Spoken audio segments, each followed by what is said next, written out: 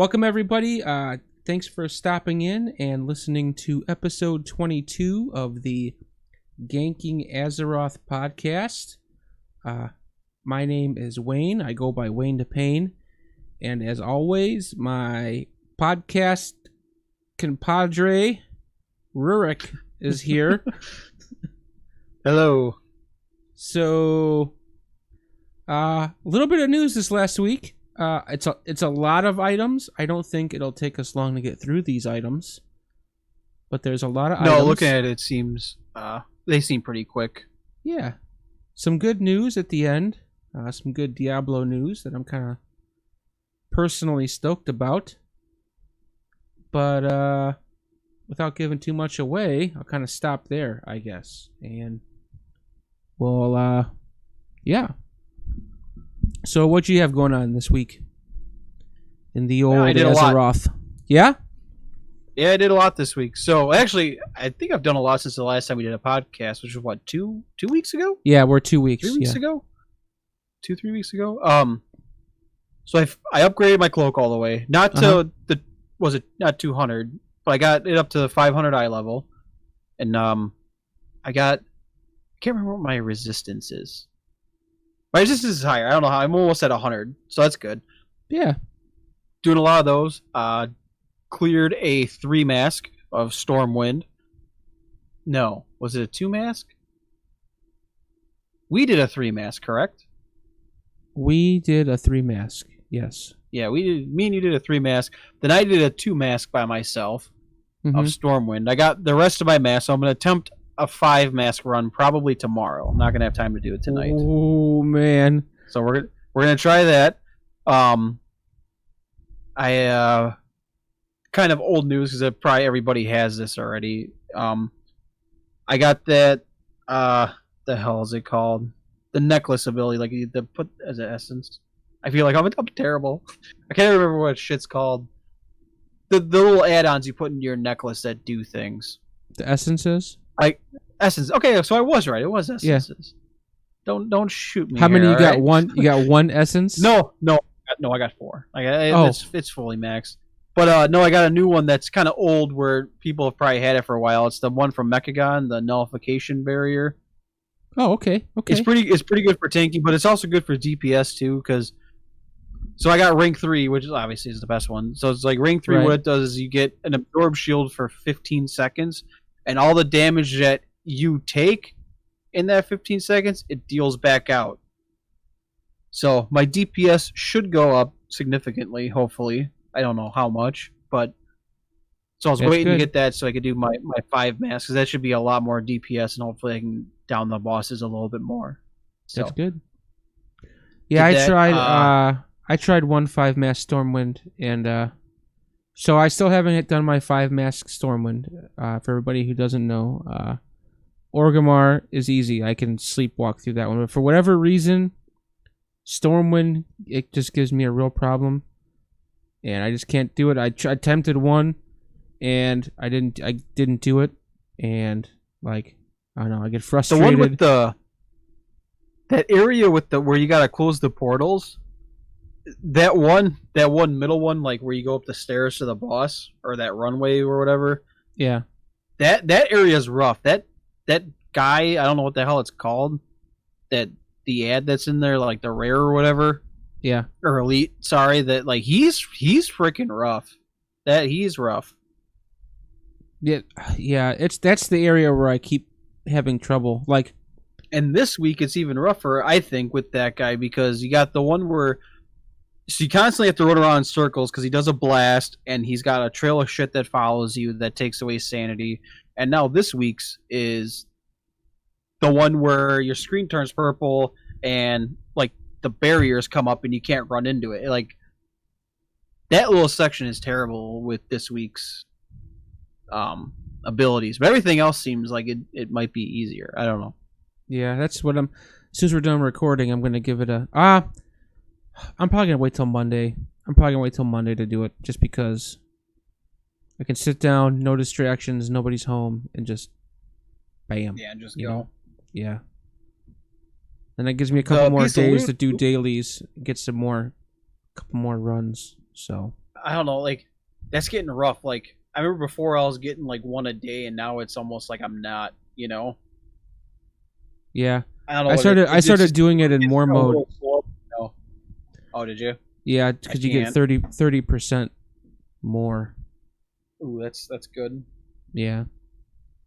But yeah, so I just did a regular run just to get the gear, you know. That's the one thing I was gonna tell you about. So I got another belt, and I cannot wear that one either because it's another rank 3. It's what the hell is it called?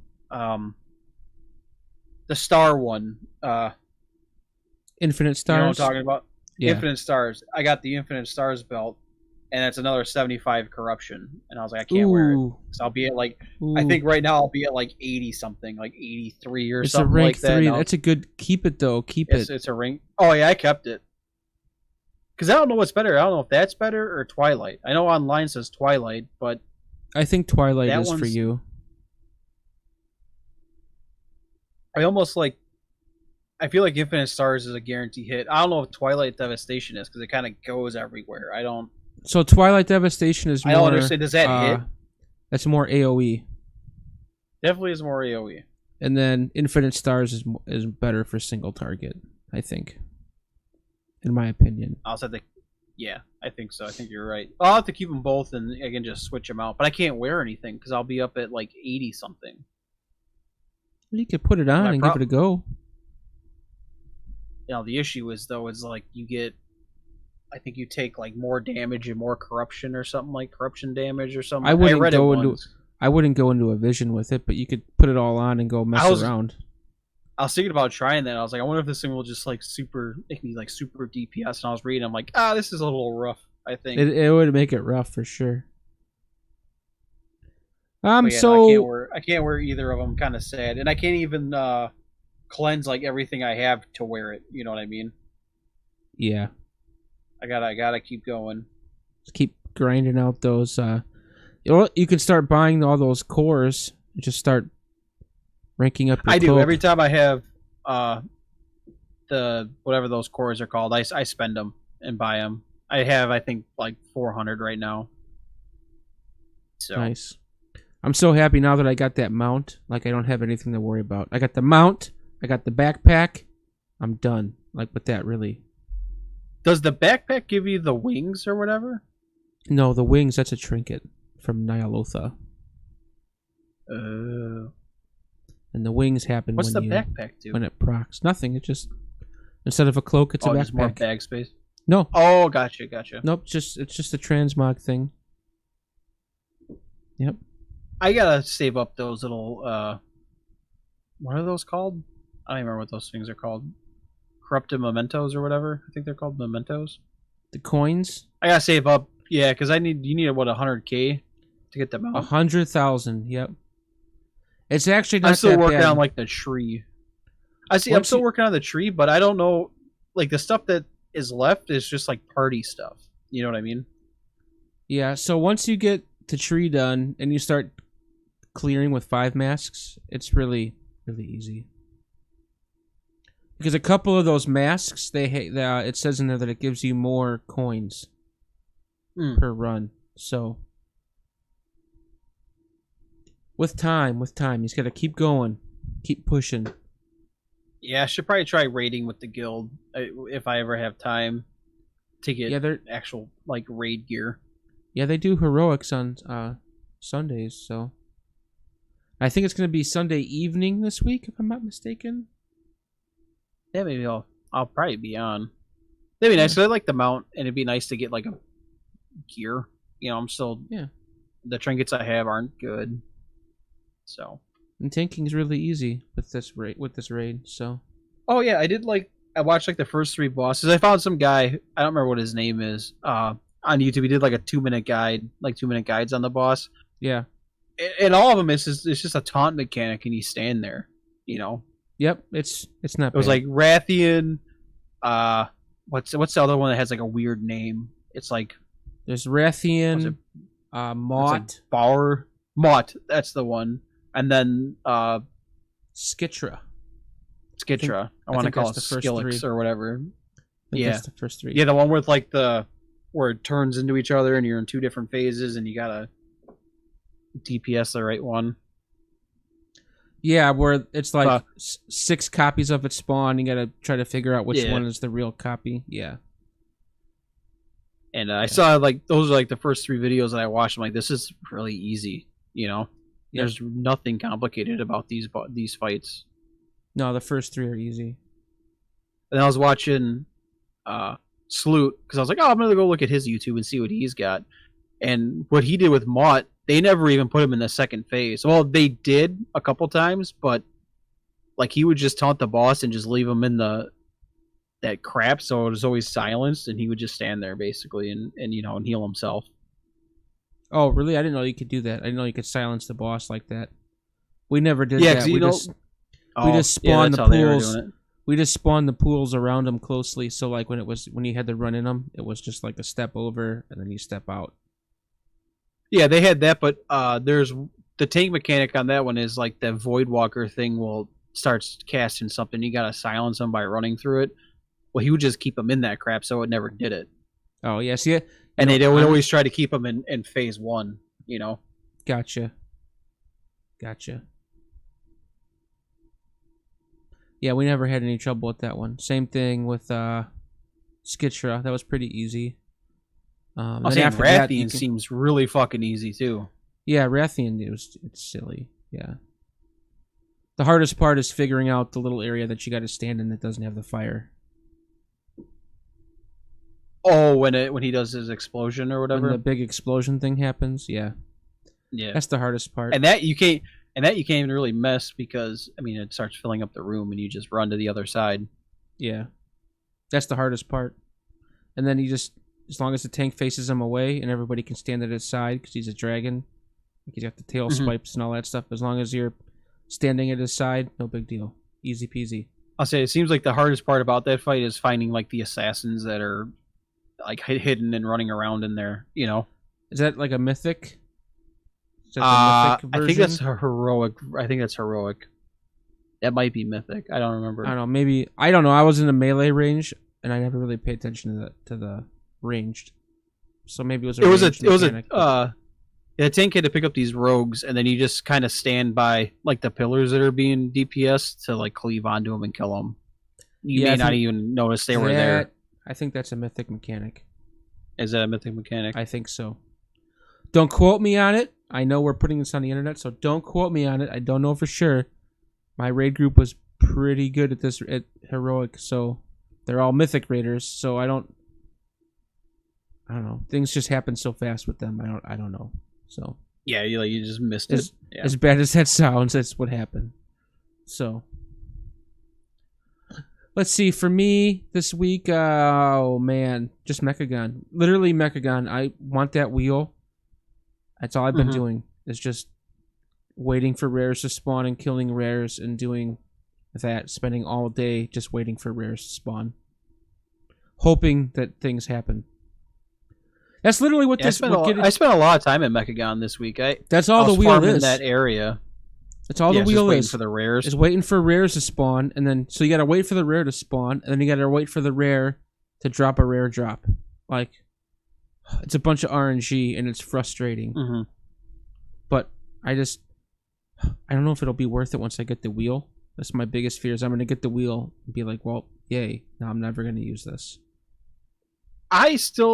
Being on a bigger server now, I still haven't seen one.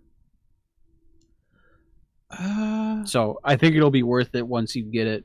You know what? I haven't seen one either, to be honest. They have them there where you can ride in Mechagon, but it's for like I think it's for like a daily quest or something. That's the only place I've seen it. I've never. Yeah, I've never in the wild. One. Maybe with Shadowlands coming up, people will ride it because I mean everybody's flying now. True, but yeah, I haven't seen one. Yeah, me either. So that's all I've been doing. And then once that's done, I plan on going to Nazjatar and trying to get that silly crab. Mm-hmm. And that's gonna be more grinding. I spent a lot of time in Mechagon this week because I was farming those the spare parts crates. So I was up in that area. I probably spent, I don't know, 10 hours there this week. There. I'm so happy.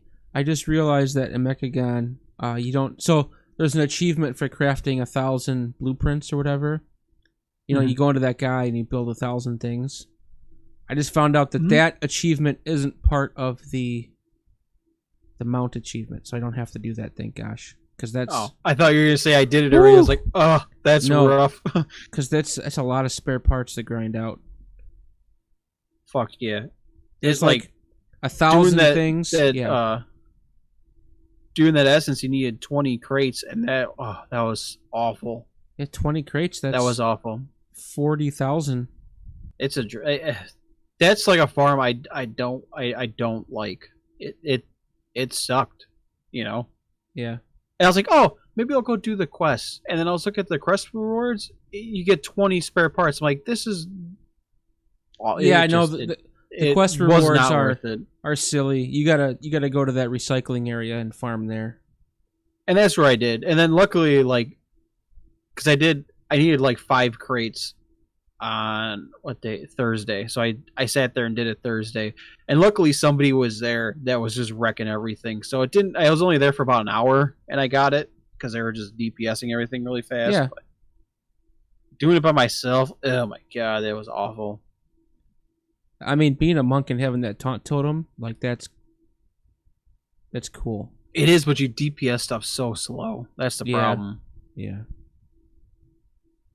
And it's like, I guess I was doing a lot. I was probably doing, it was like 40k, like with AoE, obviously. Mm-hmm. But it's still, I mean, you if you were there, it'd be like over 100, you know, and like stuff would just melt.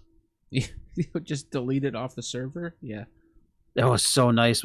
I don't know, like, I didn't look at their gear or anything, but holy crap, stuff was just dead. It was nice. It does help. So, it does. It does help. So let's get on with the news here. First, we'll obviously talk about the live Battle for Azeroth server updates. This last week, Blizzard took action against gold selling. Blizzard announced that they investigated the Gallywix boosting organization that has been selling gold for real money. Blizzard has also banned some North American and European accounts that were associated with the group and taking part in real money trading. So yeah, these guys were taking money and selling gold. What do you think about that? It's against TOS. I don't know. Okay, I guess it is against TOS. I just saw it as Blizzard didn't get the money, so they're pissed. You didn't spend your money on a token, so we're mad at you. So we're gonna ban you. Yeah, I mean, I guess it is against TOS. So what the way it affects what's it really do? So like the big raids, the big raid guilds for Race for World of First, instead of playing the game and making the money, they just spent real money to this company, and this company gave them all the gold they needed to buy auction house BOEs. True. It literally changes the game's economy. Now with that, but I feel like that being said, they're mad that their microtransaction didn't work. I was just gonna say, with that being said, it's weird because you can buy, you know, depending on what the market rate is for gold with Blizzard for $20 right now, you can get 118,000 gold. So, I think these guys were selling it for way cheaper. But probably. That's just I'm not against it, but I'm not for it either. I guess I'm in that neutral zone. So like, I get why they did it and it was fair because everybody did it, but then I see it as like Blizzard's just mad because they didn't get the money. And then it was also people paying for boosts. So like they would pay, you know, you'd give somebody $60, then they would go boost your character for you. You know, you're paying somebody real money to boost you. It's not like if I'm playing with you, you can do that now. No, I know. Let's say if I just play with you, right? And I take you through dungeons and I boost you for free. and you give me in-game gold, that's one thing. But if you pay this organization $60, they give me gold, and then I boost you, you're paying for it with real money. You know what I'm saying? Like, yeah, it's like weird because Blizzard has the both token. Sides. Yeah, that's where it's like they're just mad that they didn't get the money. You know what I mean? Yeah, in a way. I said that's causing it. I see both sides. I do. I get why they did it, and it's not right that the other people were spending the money, but I don't know. So if anybody's interested more on this topic, I know we kind of reference other places a lot on this podcast. Asmongold actually interviewed all the guys that were involved in this company on his stream. So did he really? He did. Yeah, he did. So if you guys want to go check out his VODs from and 2 or 3 days ago. That's a guild, I'm assuming, right? I'm sure there was a guild, but that was also like a company. Like their website's down, their website's down, their Twitter's down. Like I took that as like a guild, and then I heard something like that Method Guild Echo, like what came from them is like already like no more because they bought a bunch of stuff from them or something like that. I don't know if that's actually true.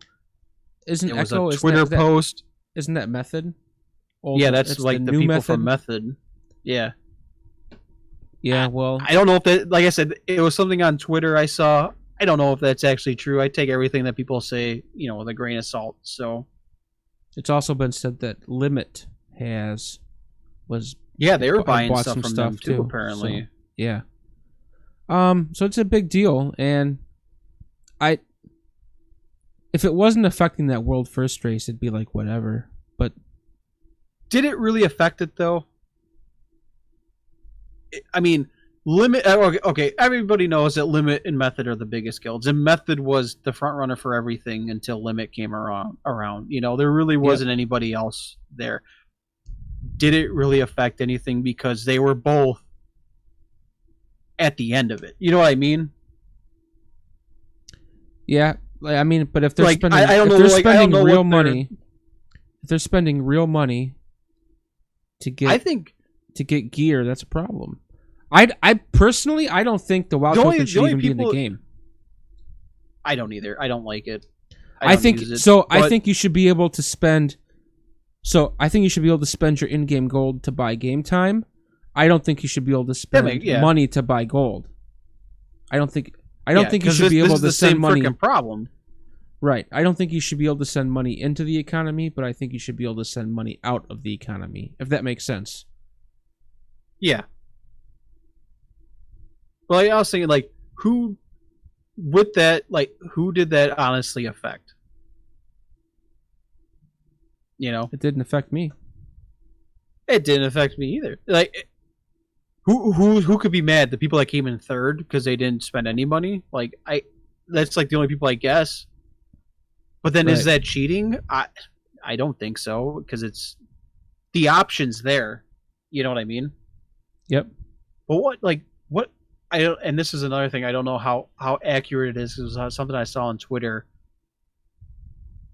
So I don't even know if I should say it, but like, it's something bad. But it was something like Limit spent $40,000 or something crazy like that during the world first race. Is that actually true? That's what I heard. Or some crazy amount. That's insane. Yeah, it's a problem. I think it's a problem. I don't think, like I said, I don't think you should be able to spend money for in-game gold. Yeah, that's somebody's salary. That's crazy. But that's peanuts to what they're making in the end. Like Method. I know Method is a multi-million-dollar organization. Salary. Not anymore. Right. But yeah, I know what you mean. But like thinking about that, like 40,000, that's like somebody's salary at Blizzard. Maybe I don't know what they make, but some of them make only. If you're from where we are, that's a lot of. I think that's a lot of money. Yeah, that's a good paying job. I think Blizzard 1 year salary. Blizzard should. This. Like I said, I don't agree with you spending money on the outside to bring gold onto the inside, right? And that's what Blizzard stopped with this Gallywix. So I'm okay with it. in turn, I think they should shut down their in-game gold, like the WoW token thing. Yeah, where you can spend real money to buy a token, or buy gold to buy a token or whatever. But if you want to take your time and grind in-game gold and be able to buy Diablo 4 with in-game WoW gold, I'm okay with that. Because you can do that. You can sell in-game gold for tokens somehow, or I don't know how to do it, but I've never tried. I see both sides. I do. I'm not going to say it's wrong, but I'm not going to say it's right either. You know. Yeah. Yeah, I'm playing that neutral thing.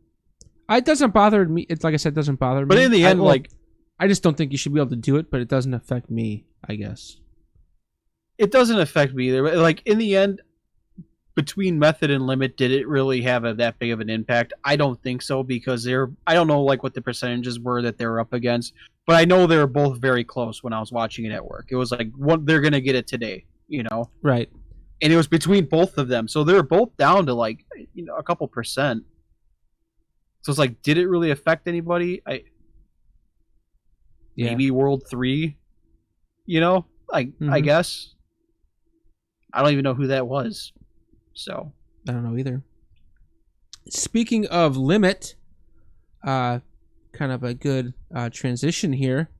The guild Limit and Pieces and Wowhead have teamed up for several giveaways to help obtain the Mythic and Zoth mount, the Nyalotha Allseer. You have to be on Horde, and you have to be on North American or European realms.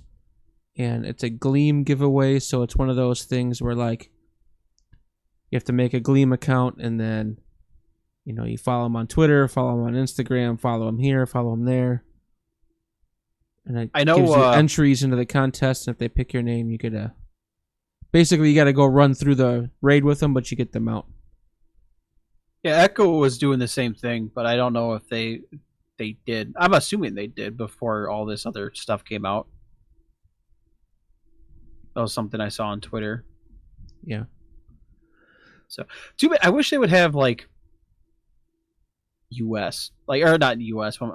Alliance. Everybody always plays Horde. They need to do some stuff for Alliance, I think. It's those racials, man. It's those racials. Yeah, they're really good. They are. So if you really want that mount, and you're not going to get it with your guild or pugging, there you go. That's your 1 in a million chance to get it. Let's see here. Moving on to some other news. This is kind of a big deal, I guess. The Realm connections that we referenced on the last couple podcasts actually happened this last Tuesday. So today we're recording on a Saturday evening. So this last Tuesday, these changes happened, and I'll just go through them real quick here. On the North American realms, the Drakthal and Skywall servers are joining up with Silvermoon and Macnethal. The Karn and Pernaldi servers are joining Cenarius. Grizzly Hills and Lothar are joining Malfurion and Trollbane. Ravenholt and Twisting Nether will join Lightning Hoof, Maelstrom, and the Venture Country. And then in the EU, Kilrog and Rune Totem will be joining Arathro and Hellfire. That's good. I'm assuming it's good, but I wonder if those servers are still just going to be dead, Well, I would like to think that the reason they're doing this is for some faction balance and server stability. I still got characters on Drakthal, so I guess we'll see. So do I, and I actually forgot this was happening, and then I wanted to try it out and see what the difference was, see if I noticed anything. But I've been... Oh! So, on top of playing my main and doing Mecha Gun stuff, I forgot I started leveling a Horde, or not a Horde, oh my gosh, a Horde. A Mecha Gun, Mecha Gnome Warlock. I've been doing that. I've been doing that this week too, having a lot of fun with that. So it's something completely different. Yeah. Anyways. Oh, one thing we also did forget to mention. I don't know if they'll like us talking about it, but I think it's awesome that the guild down Mythic N'Zoth this week. Oh yeah, our guild did. Yeah, the Mythic team did get Azeroth down. Yep. I wish I was a part of it, but one day. Shadowlands. Shadowlands. Hopefully Shadowlands. I know they're putting teams together. Are they? Yep. Okay, moving on. Just a couple little things left here with the live stuff. Nothing too huge going on. Somebody soloed Mythic Atal Dazar dungeon at Mythic level 20. What's this person's name? Esanera? Yeah, Esanera. I'm terrible at reading names. A Vengeance Demon Hunter. Soloed Mythic plus 20 Atal Dazar. That's impressive. Yeah, that's freaking crazy. That's impressive. That's like raid level stuff, man. Like guilds now, like what is it? Is it a Chinese guild? I think that finally down to Mythic 30 or something like that. Yeah. And that, I mean, I don't know how the scaling works, but 20, that's really high. Yeah, that's a big one. There's groups that can't do that still, and he soloed it. Yeah, I've never even seen one, and he soloed it. So yeah, never even been in one. Highest I've been in, I think, is a 9. Yeah, I'm not much of a Mythic pluser, so I think the highest I've seen is a 9 as well. I don't. It's another one of those things. Like, I want to get into it, but it has to be a guild group. I cannot pug. Yeah, I agree. Loading up that freaking finder it just sets me off. I don't know. The anxiety levels boil. It's more of like anger, like because these people, like in my experience, as we talked before, it just everything has to be one shot, and if you're not, it's like you guys all suck. It's like, listen, you idiot, you're dead too. Okay, you probably died first. Yeah. And that's how my experience. And then they get all pissed off and like, you guys freaking suck. It's like, okay, you're not doing any better because you're in here too. So obviously you can't run in a guild. Right. I know. It's a pet peeve of mine that I do not like. Yeah. We're not going to open that can of worms. No, we've done it before. Yeah. So moving on, as we were talking earlier, the cloak resistance has been increased to 110. So if you can get up to 110 resistance.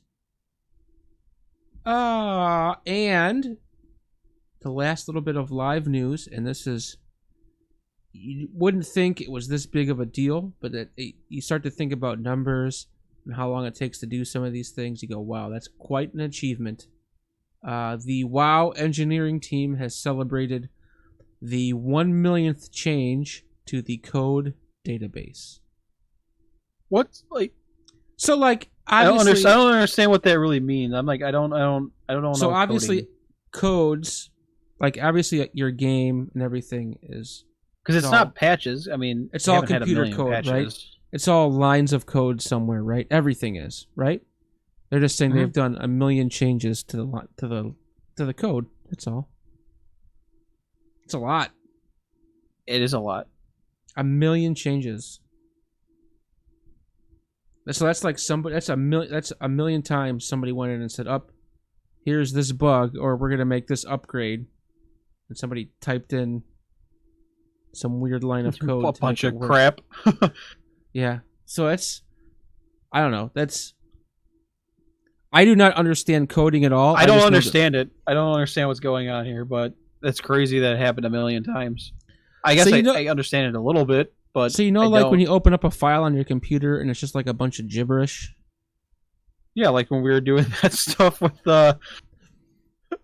Path of Exile. Yeah, it scared the shit out of me. Yeah, that's like line of code. So like they've changed that 1 million times. What the hell did my computer do? Because that thing scrolled for freaking like an hour. I don't know, but I'm just saying. I don't know either. I'm sure somebody out there appreciates this news, okay? Not somebody who could barely turn his computer on, all right? Ah, God. If you do, please explain it to me as an idiot, because I understand it, but I don't. So... Let's just say a million made 1 million changes. That's a lot. They've made 1 million changes to the game. How about that? Makes a lot more sense. Yeah, that's crazy. That's a lot. 15 years, 1 million changes. So, hey Siri, what's 1 million divided by 15? 1 million divided by 15 is about 66. So it's 66,666 changes per expansion. Or per year. Per year, not expansion. Per year. Mm-hmm. That's a lot. Oh, yeah. It is a lot. But for someone like me, I feel like the number would be bigger. I don't know. It's a lot. It's a lot. A million's a lot. Oh, no, it definitely is. But I feel like it's a game that's been out for 15 years. I would have thought a bit more. I don't know. So. Crazy. Okay. Yep, craziness. 1 million for everybody out there that knows what this means. 1 million. All right. Classic news.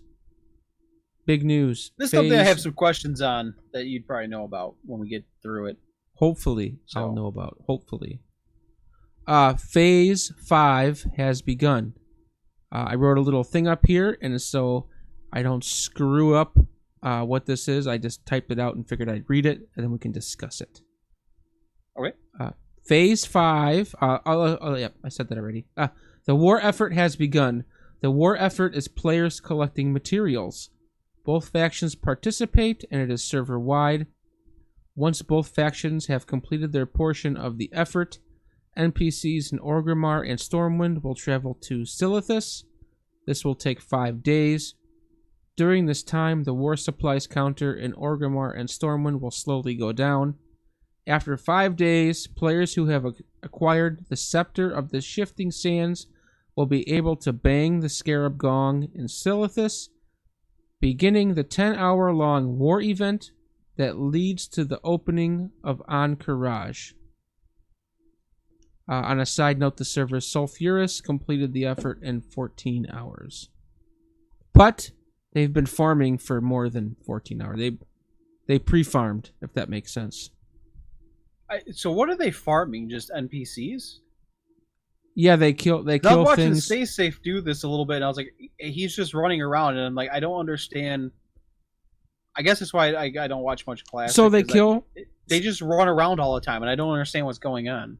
So they kill mobs, right? And the mobs drop materials, and they pick those materials up, and certain ones can be turned in for the war effort, right? And then once the entire server collects enough, not just Alliance or Horde, once Alliance and Horde both collect a certain amount, those NPCs will go down to Ahn'Qiraj and open the gates or whatever. They'll start the 10-day war. Or 10 And that's when you can go in and do the raid? That's when the raid opens, yeah. And then it goes away? Yep. This is like a one-time thing that, like, each server, it only happens one time. Oh, I was like, oh my god, do they have to, every time they want to raid, they have to, like, build this stuff up? I was like, that sucks. This is a one-time thing that happens. Yep. And then I saw So what you saw Stay Safe's farming was the next thing here called the Scarab Lord. That's what that was. Yeah, but didn't a guild already down?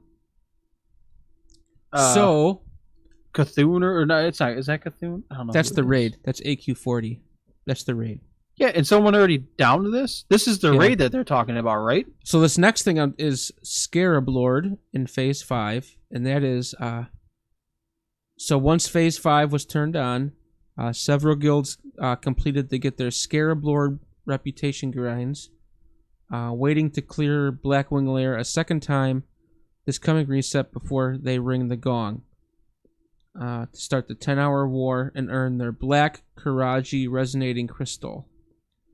As part of the lengthy 23-step process required to obtain the Scepter of the Shifting Sand, this particular grind starts with the quest, The Path of the Righteous, requiring 200 Silithid Carapace fragments collected from Silithid across the outdoor zone, with Hive Regal being regarded as the best general place to hunt for them. The quest isn't a one-time turn-in, as the real reason for collecting the fragments is for reputation, with each set of 200 awarding 200 reputation with the Brood of Norsdomu. Players seeking the scepter will need to turn in the quest 200 times to go from hated to neutral, requiring an astounding 41,600 fragments, unless you're lucky enough to have a human reputation bonus, and that's a little less. So, that's why nowadays, when you see somebody with this mount, it's a big deal, because, like, you can't just go solo this, right? It's a guild-wide effort for one person to get this mount. Well, I think this mount, you can't even get this in retail. I think this is one of the ones that is not possible to get anymore. Yep, it's gone. So, like, this all happens, I think, within that 10-day, or that period from when someone rings the gong, I think. I don't know. I wish I understood it more, but all I know is that the opening of Encourage, that war effort thing, is a one-time deal. Once your server does it, that's it. It's over. Yeah, you don't have to do it again. You don't do it again. And the same thing with the Scarab Lord. Once that certain time frame is done, it's over. You can never get it again. So, like, I know Stay Safe's guild was on pace to get three Scarab Lords completed in the time frame. And that was every time I turn him on, he's just running around. I'm like, I don't understand what you're doing. Like, he's not killing anything. He's not doing it. He's just running from one end to the other end. Yeah, he's just making sure his guild is doing what they're supposed to be doing, I think. I don't know. It's just so much going on. I haven't. It's hard to watch Classic. It really is. So yeah, I mean, 41,000. It's not like watching the rating, but oh god, that's crazy. And you have to collect 200 to get 200 reputation. And I'm assuming they don't drop every time you kill one of these things. So I'm sure it's not either. And if it did, I'm assuming you get like one. You know, that's it's not like now where you can get a couple. That's why it's such a big deal. You have your entire guild grinding this out to get one person to mount. So you literally have to be like the number one dude in your guild to get this mount. Yeah, the GM, and just steal it. Yep. So we were talking about Stay Safe. I can say that he was not the first one to get the mount. He gave it to some other guy. He got the second one. Oh, he's got one already. He got the second one, but he gave it to the other guy first. The other guy deserved it, so. Oh, that's cool. Yeah. So there's probably no way you can get 40 people or however many people are in your guild one of these. Probably not. Probably not. And see, that's so on top of turning all fun. that, on top of getting all those fragments, you have a 23-step quest chain you have to follow to get that scepter. And that ain't no small thing to do in Classic. It ain't like retail where you can just, an hour and you're done. That's days. And I think, months. and part of was running part of a raid, and like just getting a raid group together in Classic can be difficult if you don't have a guild. Like, but see, that's back when getting guilds that mount actually is meant like something. Getting that mount is like. I try not. We try not to swear on the podcast, but like when you see it on Twitch, people are like, "Oh, it's big dick." Like that is. Oh yeah. That is big dick. Having that black little scarab mount. Holy cow! I put it this way: I have never seen it in the game. Oh no, me either. I just have the little mounts that you get from the raid inside the raid. Yeah, the red, the yellow, and the blue. Like those drop, or I think they're like 100% drop rate. Yeah, they are. But like, see, back then it's like there was actually a reason to be in a guild. Now there is no point of being in a guild at all, really. Mm-hmm. Unless if you want your Hearthstone to be 10 minutes instead of 20 or whatever it is, If you want a high-end raid. Yeah, but there needs to be a reason to be in a guild. Something like this. I'm not saying like this where only one person gets the mount, because that kind of sucks. But they need to come back out with a reason to actually be in a guild. Yeah, they got to figure out a way to bring the community back. Make a guild. Make a guild great again. Rating. That's how you do it. Make guilds great again, basically. Mm-hmm. That's. And you can do that by getting rid of pug stuff. Like you now have to actually talk to people that was like the one nice thing I liked about Classic. It's like if you're known as a douchebag on your server, like you're not getting anything, you know. Yep. Whereas now it's like you can be a and sorry to swear, and I'll never see you again, you know, or like my chances are extremely rare. Right. But it's like, I don't know. I just think there needs to be a reason for guilds again, unless if I don't know. I agree. Taking that away kind of hurt the game a little bit, I think. But anyway. Yeah. Anyways, some Chinese players were able to enter AQ40 before the 10-hour war ended. It was a bug. So basically, once you open the gates to Anchorage, there's that 10-hour war event where like those big dudes come out of the raid and they kill everybody. And this is, you ever seen those videos? Wait, what was it again? So like when everybody they turn all their materials in, right? Then the NPCs travel from Orgrimmar and Stormwind to Silithus. Once they get there and they open the gates, there's a 10-hour long war event that happens. Once that's over, you can enter the raid. I've never seen it. Oh, no, I'd never seen that. Yeah, that's because you'd have to look it up on YouTube. Yeah. So now this is the boss where it's like the mouth with the eyes in the mouths and like, right? It's the eyeball. Boss? The big eyeball. Cthulhu. The big eyeball and the tentacles. Once you see, you'll be like, oh yeah, I know what that is. I'm pretty sure I know which one it is. Isn't that the one that Crip found, like back when Crip actually played WoW? Wasn't that the one that he found, like a way to kind of cheese it a little bit, like keep people inside or outside or something like that? It ended up being a bug, and I think he got in trouble if like they took his world first away or something like that. This is old. Like this is something I watched like 10 years ago. Honestly, I don't know. I'm not saying you're wrong, but I just don't know. I'm gonna have to find this video again. So yeah, I remember hearing something about that. I gotta look at this boss to make sure it's the right one. Come on, wow. So, anyways, the Chinese players were able to enter the raid before the war event ended, and that was kind of a bug. Oh no, this is a different boss. This is not the one that I was thinking of. Just Google Cthulhu, you'll see what it is. Well, yeah, I just went into WoW and I went to classic raids and then AQ40 or whatever. That is not the boss I was thinking of. The one I was thinking, what is it? So, anyways, Blizzard they fixed that bug, and by now the war event's already over for them anyway. So that was just a little tidbit. And also over this last week, EU and NA have both had their AQ40 clears. The EU AQ40 Cthulhu kill. The first one was done by the Guild Progress on Firemaw. And the NA, it was Onslaught on the server Scarum. I was thinking of Yogg Saron. Oh, the end boss for That's actually not even the end boss. Elgalon is. It's Ulduar. Yeah. I think that's the one that he found, like some kind of a bug. No, he's the final boss. I think that thing. Yeah, that thing's out of order. Oh, it's because Elgalon the Observer is last on this thing. No, that's not. He's an old god. He's the last one.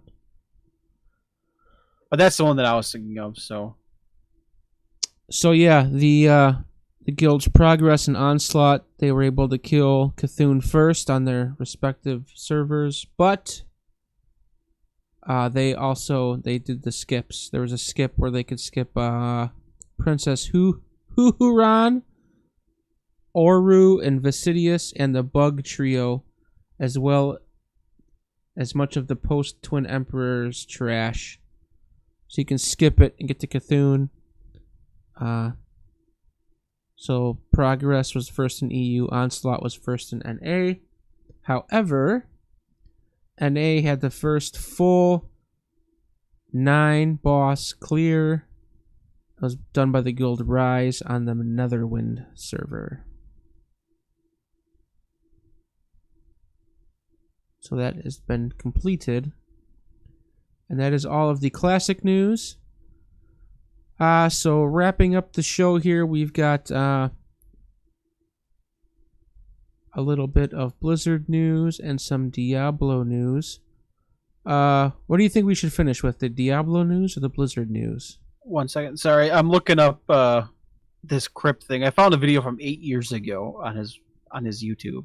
This is the most epic raid in WoW, my experience. But I remember him, like, something happening and they took his kill away. But I don't remember what I watched. But I remember his name was in it. Sorry. That's okay. Sorry. This is in a different zone there. So, you want to talk about Diablo and then finish with the big Blizzard thing? Or do you want to just Blizzard and then Diablo? Yeah, we'll talk about that. Diablo Yeah, we'll first? talk about the big Blizzard thing last. Yeah. Okay. So there was a little bit of Diablo news over the last 2 weeks. During the China Joy 2020, what's it, a con or whatever? I don't even know what that is. I guess. Sounds like a con. Blizzard revealed a new Diablo Immortal trailer and launched a portal for the Chinese people with updated game assets. There's also polished character models in there, pictures of an improved gameplay, UI, and this surprising appearance of Baal, the major villain of Diablo 2, Lord of Destruction. Blizzard announced at their tongue twister city here. Blizzard announced at their Q4 earnings call that Diablo Immortal would start its first regional tests for the middle of 2020. There's no further details on when an alpha would start. We're past the middle of 2020, Blizzard? Yeah, they probably mean the end of August, knowing Blizzard time. It's like the middle of 2020 was 2 months ago? Right. So... But it's also Blizzard time, so... let me see here if I can get some pictures up here. Open link. Let's see here. I have got a... just click the link in there. I have a different sneaky way.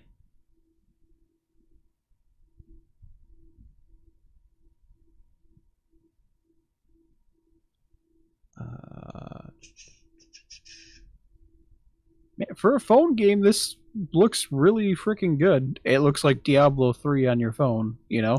Yes. There we go. Put it right there. Okay, folks. So yeah, there's this whole blue post by Blizzard. Bring up the pictures here. It looks great. Didn't they announce Demon Hunters? Or am I thinking of something? They probably did it at BlizzCon. Because that was remember they're like... So the video... I thought I saw something on Twitter about it, but I could be wrong. The video watchers... I always could be wrong. There's just some great pictures here. It looks just like Diablo 3, but it's on your phone. Yeah, it's Diablo 3 on your phone. It looks great. I'm still just nervous about the microtransactions and stuff. That's where... I think games are bad. I think the game is going to be like $20, and then it'll just kind of be. Let me see if I can zoom in. Like I'm fine with. I cannot zoom in on that. Okay, that's just how. I mean, we always reference other stuff and all that, but like, Path of Exile is a complete free game, but their microtransactions is like. You buy transmogs and you buy a bigger chest, or a bigger stash and like a huge stash if you really want one. Like that's neat, but like if I see this as like I said, I know it's another game I always reference on here, like a Star Wars Galaxy of Heroes or like Marvel Strike Force, like where people just spend thousands of dollars a month to be number one in it. That's what I don't want. and why I don't like mobile games. Because if your wallet's big enough, you'll be number one, and I don't think that's as fair. You know what I mean? Well, I agree 100%, but I'm going to refrain from speculating because I played this at BlizzCon. It was awesome. However, I have not seen any news about how the game is going to be, how the monetary stuff is for the game. If it's going to be, and they haven't even talked about it. Like I remember when they were asking about, that was like the big question at BlizzCon when they announced it, was like, what's the microtransactions going to be? And they didn't say anything. So it's like there may not be any in here. I mean, I don't know how you're going to pay money to make your character stronger, but I don't think it's like, I don't think that'll be the case. I think it'll be more because so like when you play Call of Duty, right? Call of Duty, you want to spend like when you spend money in Call of Duty, it's all like season perks and cosmetic stuff. It's nothing that actually makes your gameplay better, so to speak, right? It's just it's all like you buy a season pass to get better rewards, right? And then some cosmetic stuff. That's it. Nothing that actually, you still have to play the game. And I hope that's the way this is. I'm assuming it's going to be like $20. I hope so too. And then like over time you'll have to buy characters. Like that, I'd be okay with that. And I'd be fine with buying characters too, because you have to buy them now. You know, like you had to buy the Necromancer and the Crusader. Yep. And I'm fine with that. Like that doesn't bother me. The thing that bothers me is paying to be number one, I guess. You know, that's where I'm like, I don't agree with it. But with this type of game, I don't know how they would do that. Right. But if it's cosmetics, it's like, whatever. You know, that's cool if people want to spend their money on that. Yeah, I don't want to. Personally, I don't want to jump off the deep end and be like, this game could be awesome. Right now, it looks amazing. Great. People gave them guys a hard time at BlizzCon when they announced it, and they shouldn't have, in my opinion, because this looks awesome. It's gonna be awesome. They just took a lot of flag. I mean, I agree, and I was there too. I was like, this is kind of BS, but I think people were expecting. I mean, I shouldn't say. I think people were expecting Diablo 4, not a mobile game. Yeah. We've talked about mobile games before. Aren't. Oh yeah. I mean, like I said, I'm going to play it. I'm going to try it, and if it's $20, if this is $20, that's a steal. I mean, this game has graphics of a $60 game. You know, like what we play now. I mean, I said it before on the podcast that I felt the right move should have been Blizzard show a Diablo 4 cinematic and be like, "Hey guys, listen here. So you know it's coming. We're not jipping you out at anything. We're not ready to announce anything other than this trailer, but so you know, we are working on it. But in the meantime, to hold you over, here's this game." And I think I think that people would have fell out of their seats for that. People would have lost their mind, and it never would have been a big, have been a big crapshoot that it was. Yep. But it looks awesome. I mean, it truly does. It looks good. Yep. It looks amazing. And oh, there is a demon hunter. There's a demon hunter right here in this one picture. Yeah. I wasn't going crazy. That was one of the looks good. I'm just nervous about. Yeah, there was that one. That was a new one.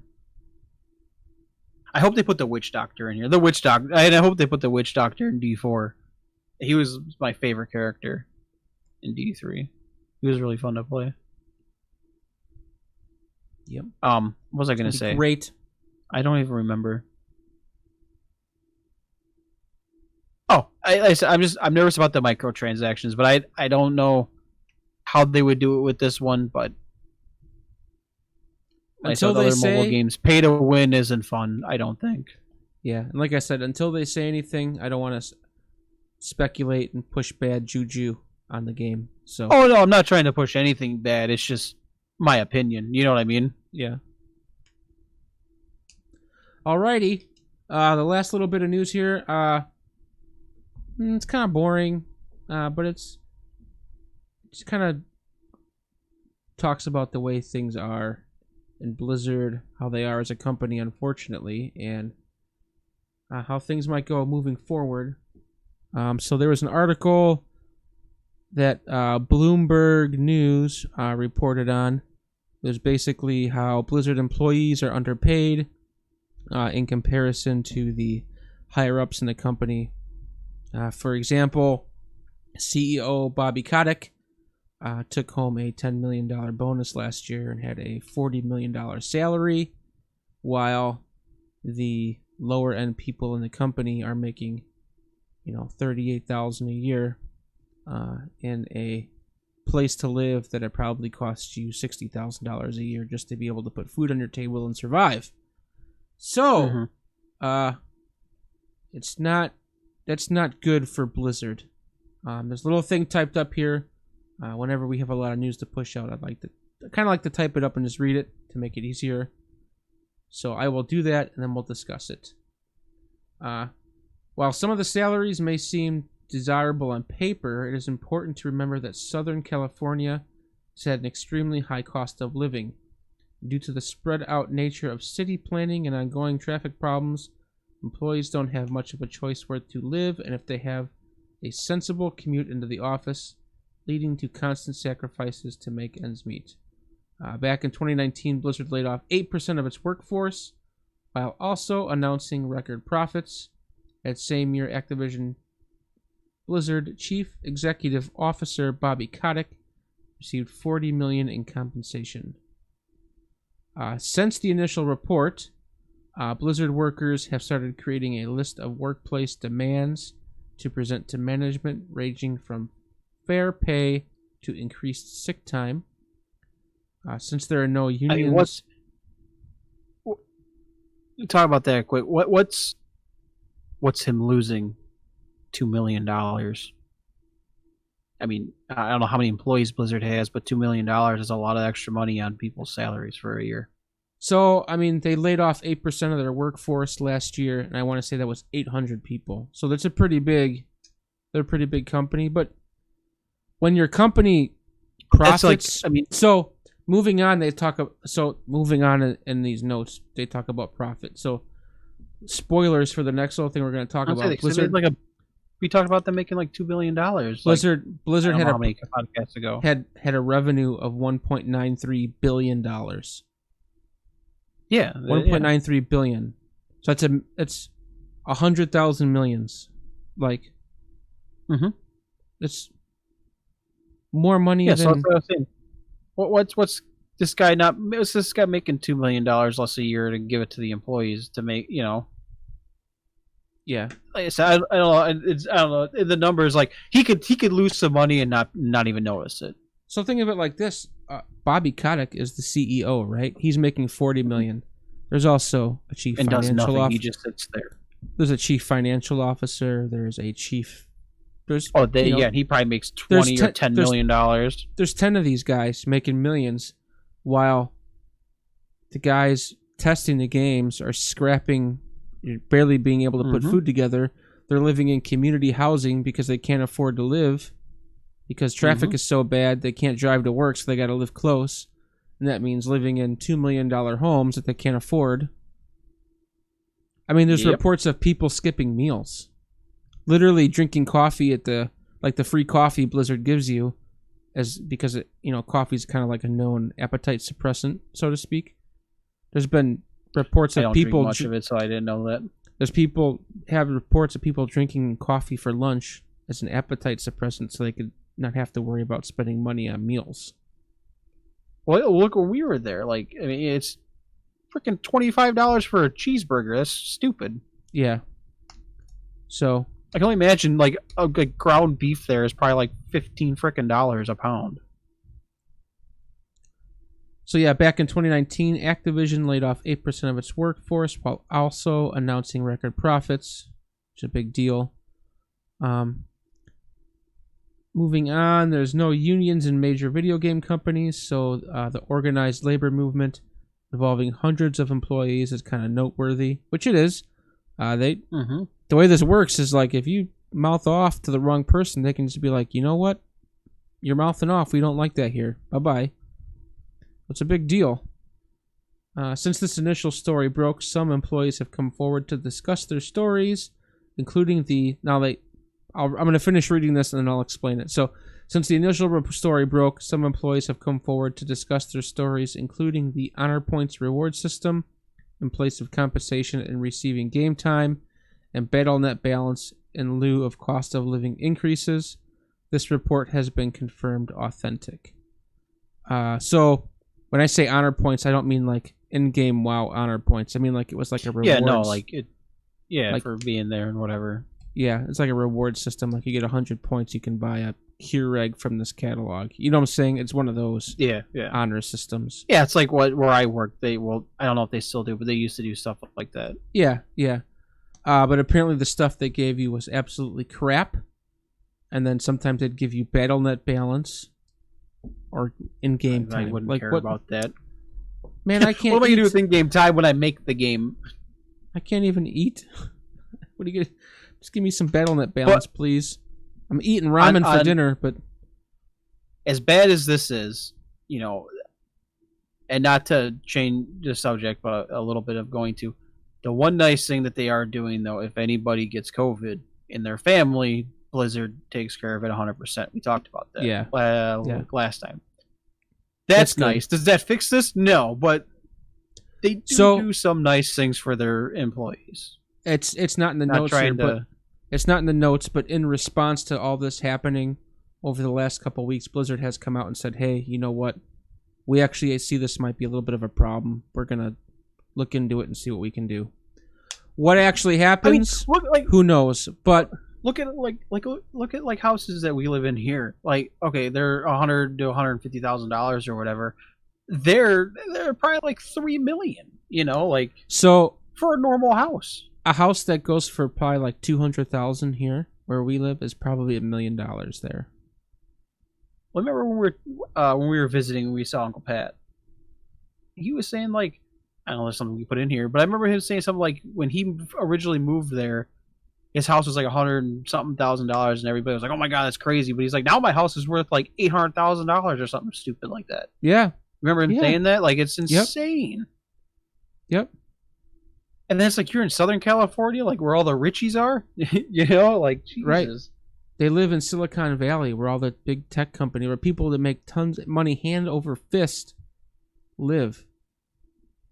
So yeah, I mean, not to beat a dead horse, but it's a problem, and I'm not defending Blizzard, but they did come out with a statement saying we're going to look into it and try to fix it. That's good. I mean, at this point, you can't. I think they could easily give. I think they could easily pay their employees more. I mean, this is... And for what it's worth... They make $2 billion. How could you not pay your employees more? This isn't something new. This has been going on back when Blizzard was Blizzard.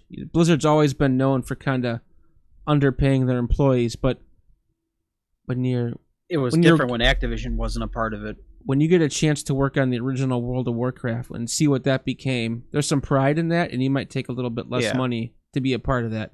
And they've kind of continued that mentality to a point where it's like, this is BFA. Like, okay.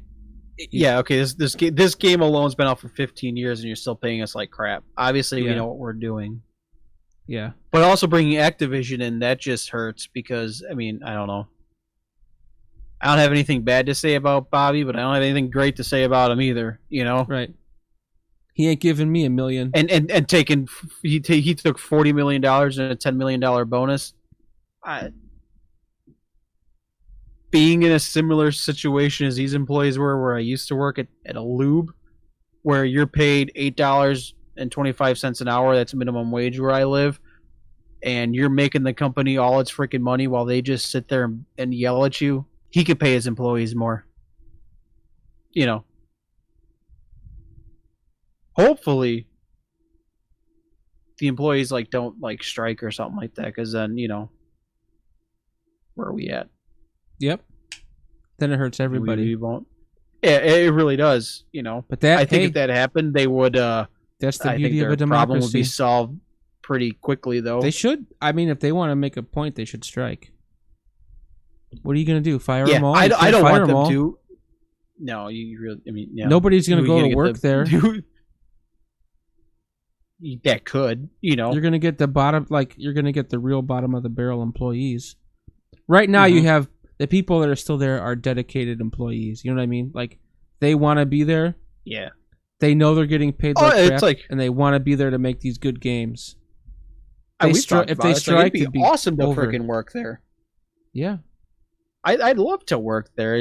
They make two of my favorite games, you know? I'd be happy to mop the floor there. Yeah, I wouldn't care. Yeah. So, not to beat that dead horse, we're gonna move on. So now we're gonna flip the switch, and we're gonna talk about how Blizzard making money is a good thing and how well they did. Activision Blizzard's second quarter 2020 financial results exceeded expectations. Activision Blizzard had their second quarter financial results conference call, announcing that they surpassed expectations, with second quarter revenue growing 38% to $1.93 billion. They said that this was because of an enthusiastic response to Shadowlands testing and pre-sales. A large portion of the company's overall growth came from Call of Duty Mobile and Call of Duty Warzone, the computer thing.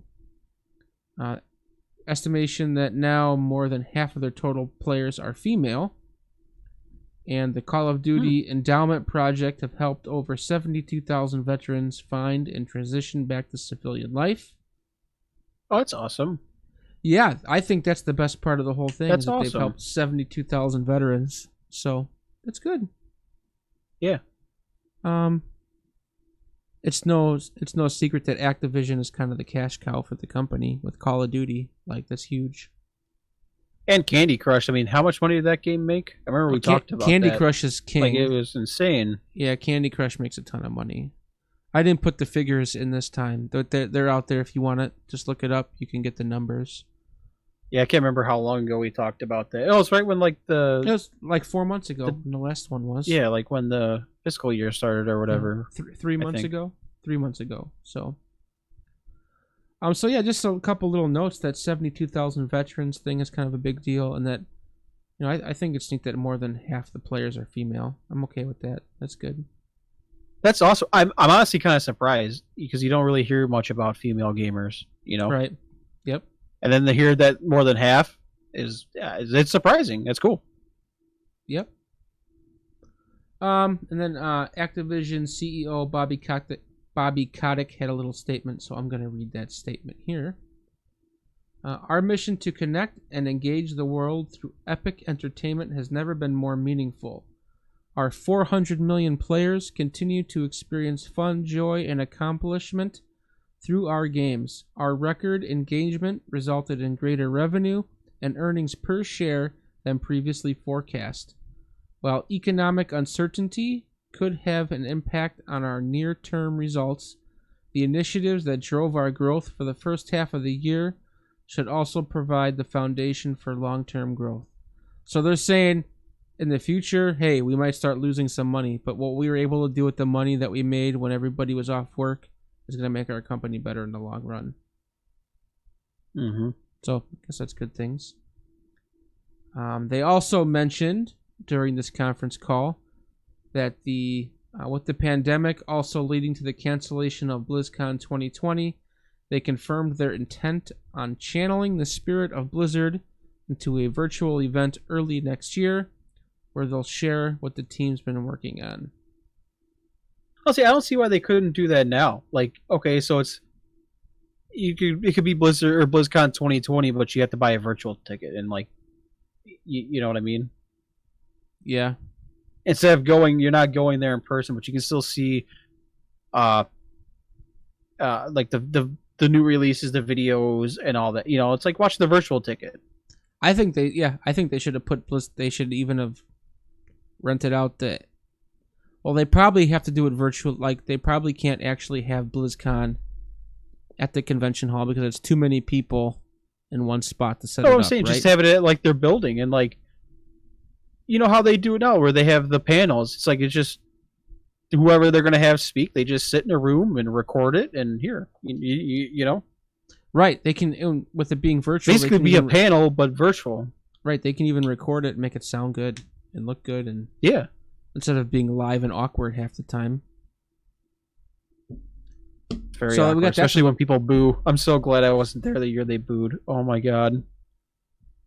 So what gets me is what does Blizzard consider early next year? You know, well they what's said early next year we're going to release this, and we're 2 months past mid-year. Early next year is like June for Blizzard. So yeah, I know. That's early. Yeah, and they're still like, oh, in 2020, late 2020, freaking Shadowlands is coming out. It's like, okay, well, you only have 4 months left. So New Year's Eve, Shadowlands. I think it's gonna come out like the day after Christmas. You think something like that. I think it's gonna be around Thanksgiving. It'd be a big Christmas gift for everybody. I'm thinking Christmas. I think Thanksgiving. I guess we'll have to see who's right. I'm thinking Christmas time. I don't have a date. Christmas gift. All right, you know what? We know the game always comes out on a Tuesday. Let's open up our calendars right now. I'm gonna go with. All right, write this down, folks. I'm gonna go with. Are you gonna write this down too, so we can figure out who wins? Shit. Okay, I'll make a note. All right. I will. Hang on, I got a new text document. Where did that open? Okay. I am going to pick November 10th. Are we going to put a wager on this at all? One soda pop.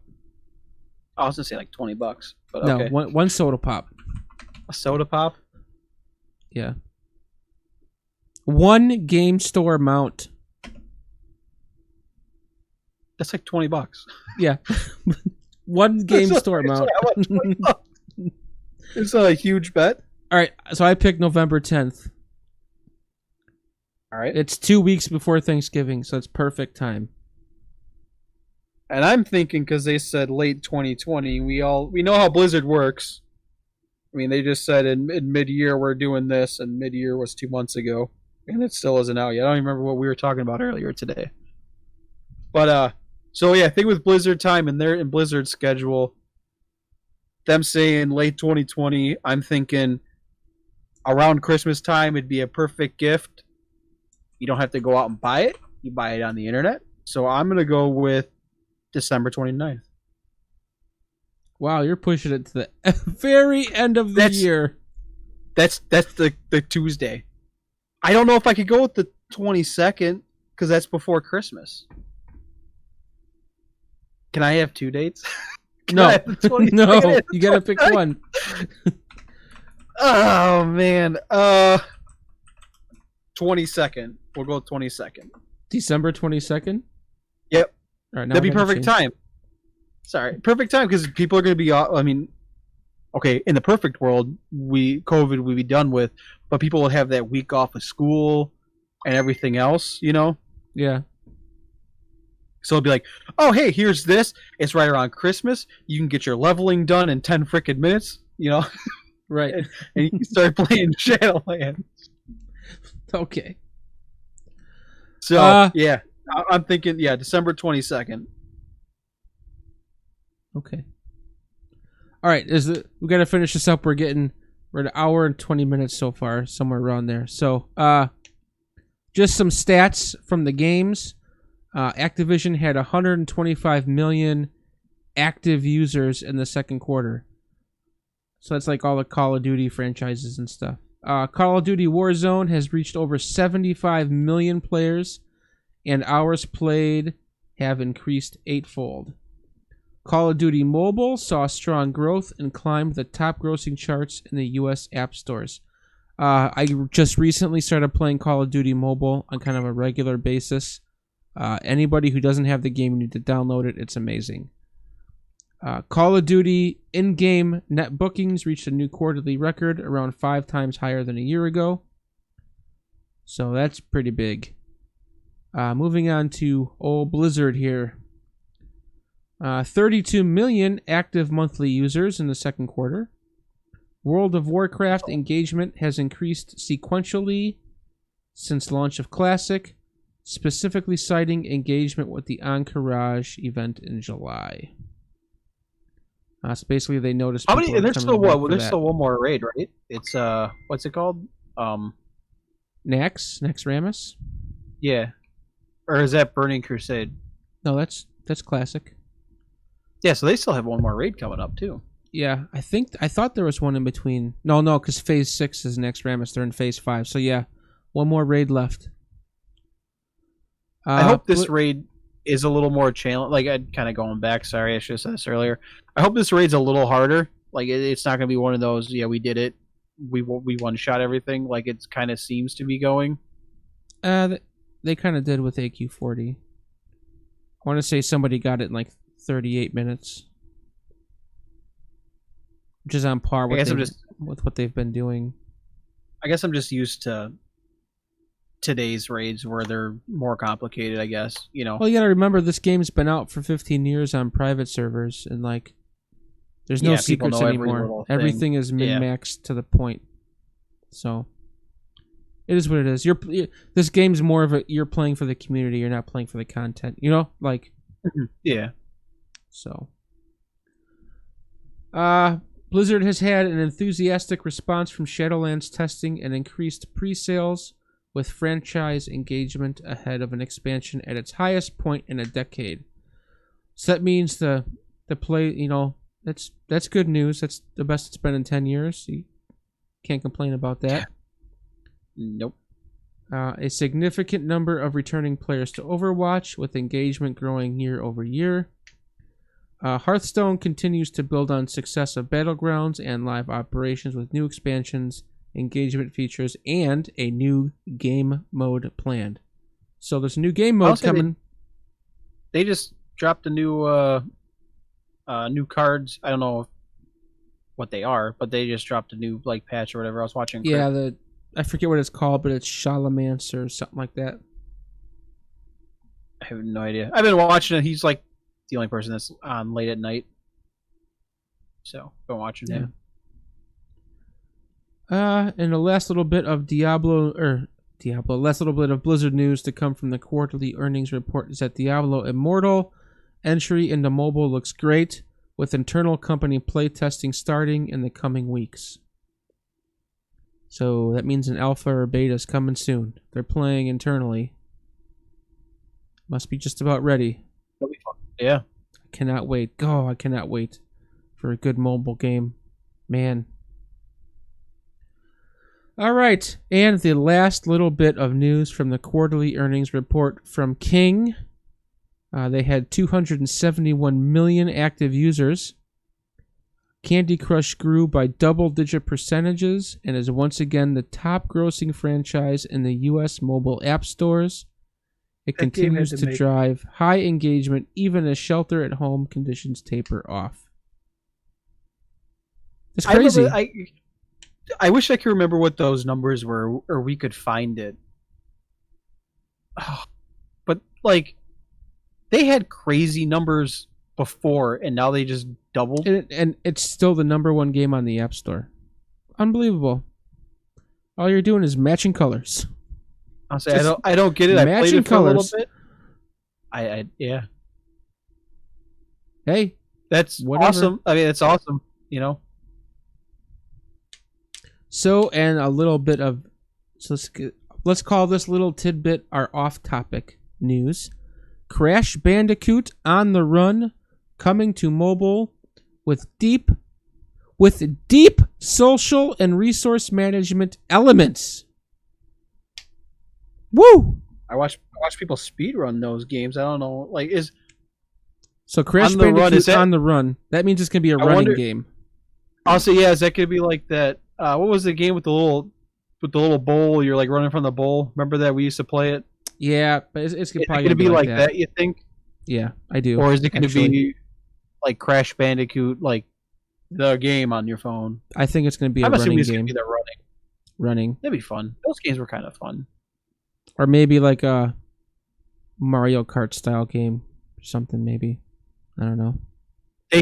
Crash Bandicoot does have a kart game. don't know what it's called. I can't remember, but they do have one. Yes, I forget what it's called too. I think it's going to be a running game, like you said. That'll be fun. That'll be something maybe I'll try. All right, that's it for the show. We're a little longer than I thought it would take, but hey, our quick show is still an hour and a half. Our quick show is still normal length, so I think I kind of like this every 2 weeks because, like, if we did it weekly, I mean, or we could just if we did them weekly, they'd just be shorter, you know. They would be, but I don't want it to feel like a job. Yeah, because we just lucked out. I get crabby. We just lucked out that there was this Blizzard quarterly earnings report and this Diablo news. Otherwise, it would have been a pretty, like wouldn't do really nothing. Right, it would have been it would have been a short show. So, and I'm still working on the Shadowlands stuff. It's coming. To start doing that. I should probably help. It's coming. Gone. So, it's coming. It's like Game of Thrones. You know, you ever seen that South Park episode about Game of Thrones where the writer was always like, the dragons, they're coming. Don't worry, they're coming. But hold on, I got all this other stuff to do first. But the dragons are coming. That's what our Shadowlands show is like. It's coming. Hold on. The Black Friday thing where he's standing in the Target on the counter or whatever. Oh yeah. You know, like that's the only part I remember out of those episodes. So, but yeah. Yep.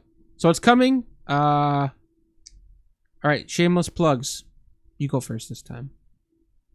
All right. Name is Shawn, aka Rick. You can find me on Twitch and sorry, I had to swallow there. Twitch and Twitter and YouTube at Rurk Gaming. And it's RURRUK Gaming. Simple. My name's Wayne. I go by Wayne the Pain online. You can find me on Twitch at Wayne the Pain. On Instagram at Wayne the Pain. There was a little bit of change on Twitter. I'm not Wayne the Pain 1 anymore. I'm Wayne the Pain TV on Twitter. Oh, hey. So Wayne the Pain TV on Twitter. Nice. Wayne the Pain 1 on Instagram. And then I also have a Storyfire account because that's like the new and up and coming thing. It's Wayne the Pain. It's either Wayne the Pain or Wayne the Pain 1. I don't remember. But I'm there. Check me out there. And I got a TikTok. I still have a TikTok for 45 days. You can find me Wayne the Pain on TikTok. That's all. That's all I got. I'm everywhere. Just watch my streams. Don't forget to like and subscribe. Oh yeah. Hit the bell. So it lets everybody know that we are not degenerates. That's right. That'll be on the YouTube channel. The YouTubes. That'll be on the YouTubes. Like and subscribe. Click the bell. So, all right. That's it. Peace.